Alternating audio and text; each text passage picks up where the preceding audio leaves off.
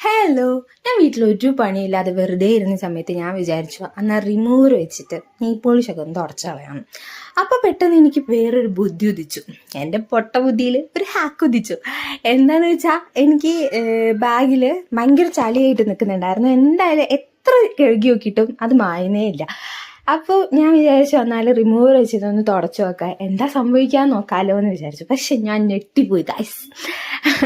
ഞാൻ ഞെട്ടിപ്പോയി ഇത് പ്രത്യേകിച്ച് ഞെട്ടാനൊന്നുമില്ല. ഞാൻ കെമിസ്ട്രി ലാബിൽ എപ്പോഴും ചെയ്യുന്ന കാര്യമാണ്. ഇത് എസറ്റോൺ ആണ്. അതിനോട് റിമൂവറിൽ എസറ്റോൺ ഉള്ളതിനോണ്ട് തന്നെ പെട്ടെന്ന് മായിച്ച് കഴിഞ്ഞാൽ ചളിയായിട്ടും കാര്യങ്ങളൊക്കെ പോയി. ഞങ്ങൾ അവിടെ നിന്ന് അങ്ങനെ ചെയ്യാറുണ്ട് ഇങ്ങനെ ചെയ്യാറുണ്ട് പറഞ്ഞു. 30 കുറേ തള്ളല്.